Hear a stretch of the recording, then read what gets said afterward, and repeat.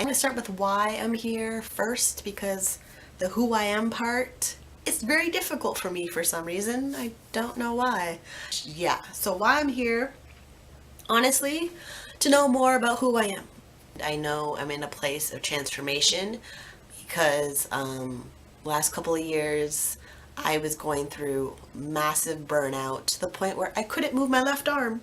No, and my neck. This whole left side decided to seize and spaz and tremble and not function away an arm and fingers should, which terrified the hell out of me.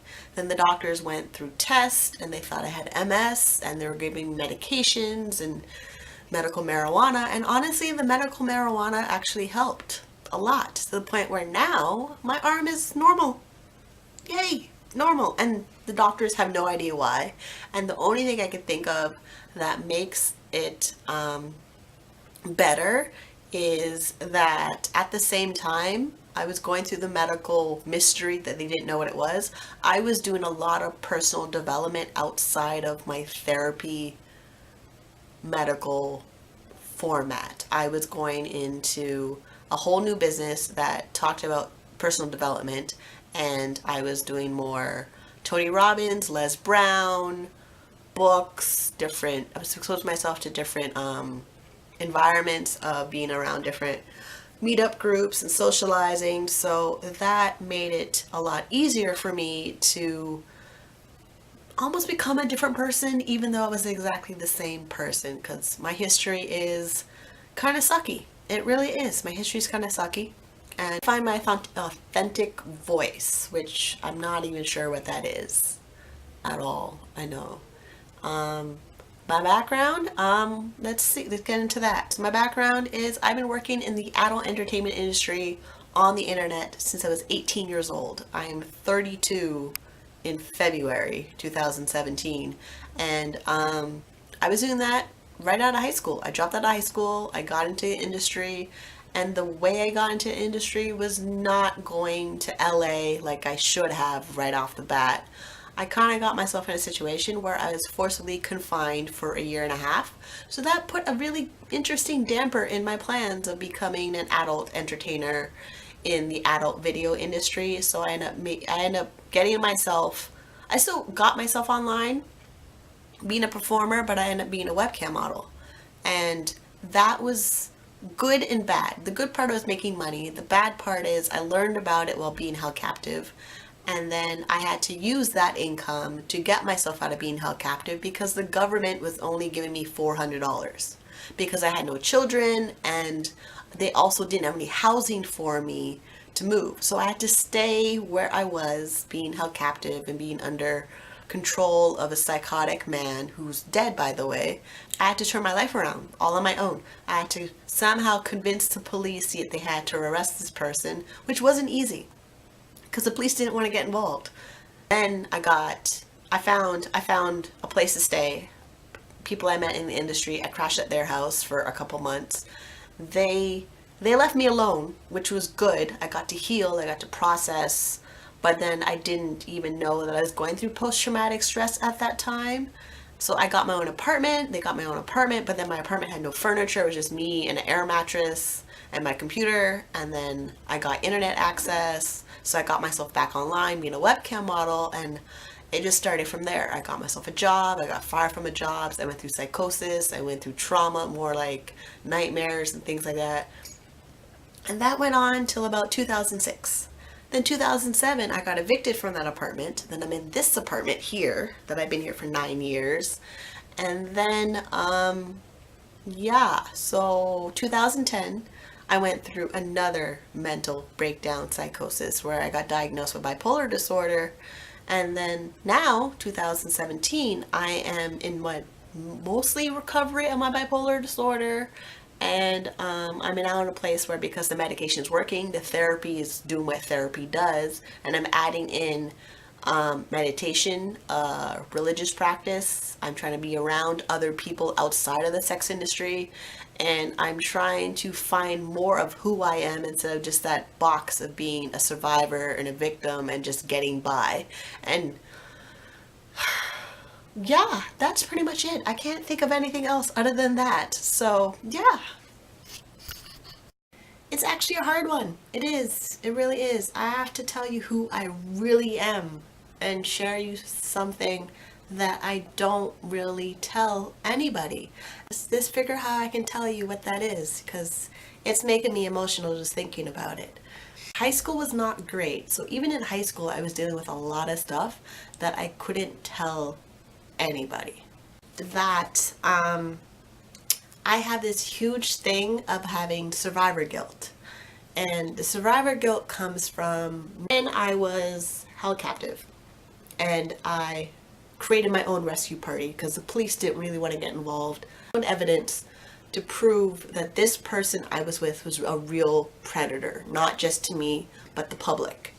So once I found that evidence, it made it very, very easy. And the evidence I found, honestly, was him having videos of women who were not legal age. So that made it a little easy because he fucked up. And because he fucked up, and yes, I swear a lot when I have to talk about things that are emotional, it made it easier to actually have a win in my situation of somebody could listen to me because they have to listen to me. Because it's not just about me, it's about me and the other people that he could hurt.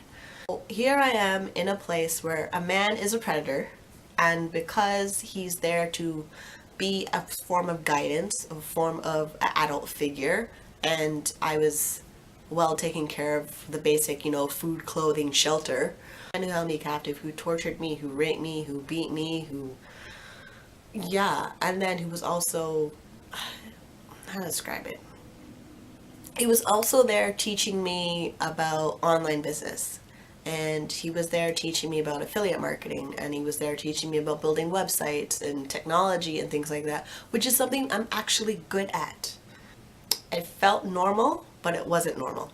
I stayed, and it was just hard. Like, it's a horrible situation, but it's better than where I was before. But I stayed, and then you would think with treatment and medication and therapy and more therapy, and then trauma therapy, like there's just so many different forms of therapy that I thought therapy would work.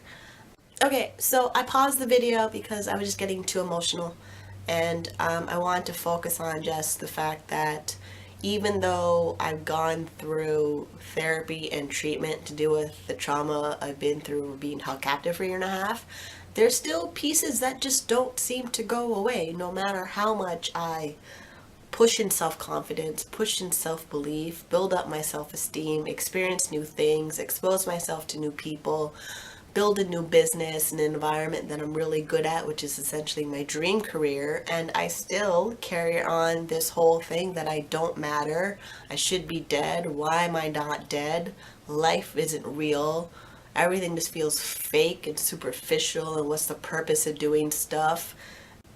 I just have to like push through at the same time. And the only example I can think of that has in life that goes through the same thing that I'm feeling is a lotus flower.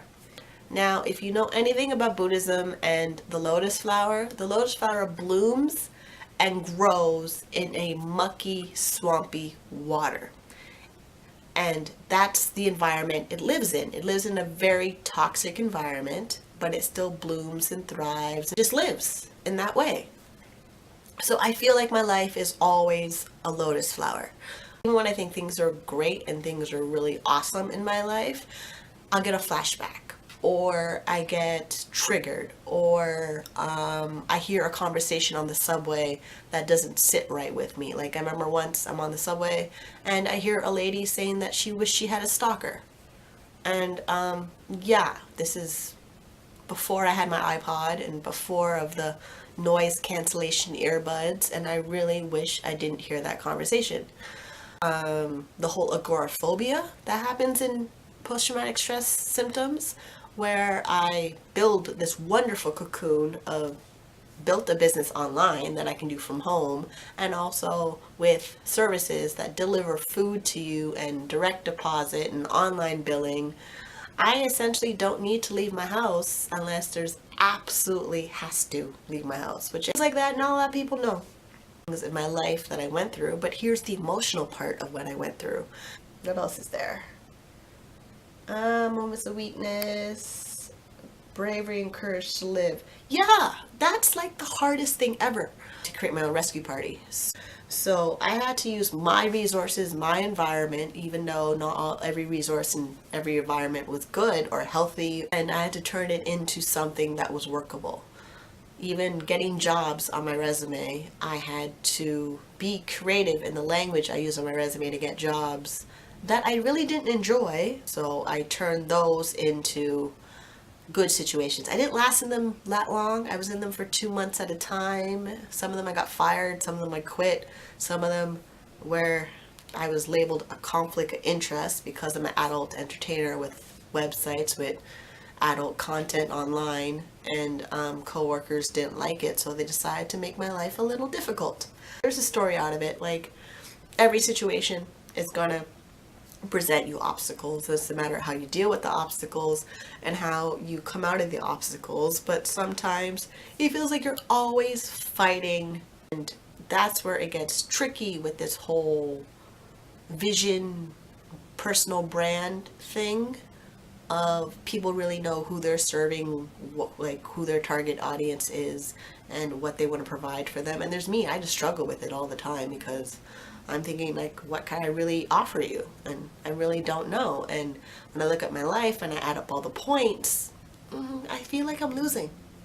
Hopefully you learn something out of my story, like, because I'm here, like, I'm here to able to tell you this story, but it's difficult for me to tell you.